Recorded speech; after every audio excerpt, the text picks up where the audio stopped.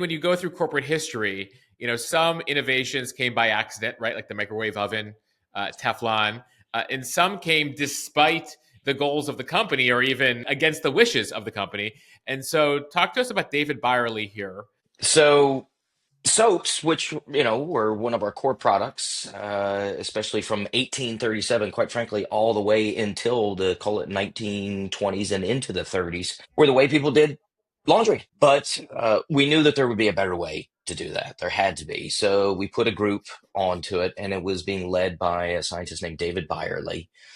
And David worked on it for 7 years, trying to figure out an alternative to using soaps and laundry. And he wanted to create what would later be called a synthetic detergent. Had all failure for 7 years. I can imagine that you're I know. in work, you go into work every day for 7 years, Another failure. Yes. and then we had another failure today. He definitely, in a lot of the writings I've seen about him, he didn't see it as, a failure as much as another direction that got him closer to where when it would. Now, I will tell you that after 7 years, though, senior leadership looked at the project and said, well, he gave it a really good go, but we have some other projects we needed him to focus on. So stop the project.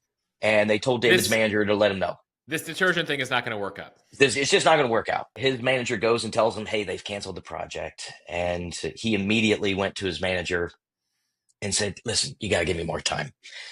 I know it's been a long time, but I'm telling you, I can crack this. I just need more time.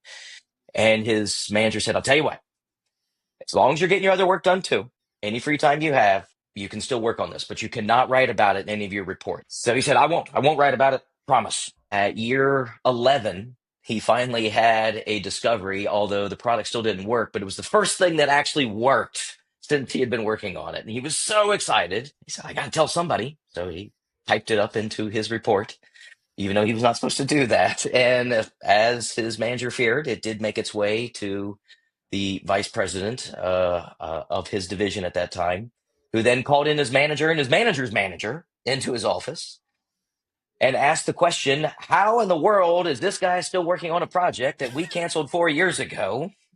There is other projects that we need people focused on. Stop it now. And they famously left there, and on the way back to talk to David, decided that they would still continue to let him work on it and told him, hey, thanks a lot for the report. Wish you wouldn't have done that. We just got in a lot of trouble, but we have decided to continue to let you work this project. And at year 14 is when he had the first working prototype of what eventually would become Tide, the world's first heavy duty synthetic detergent.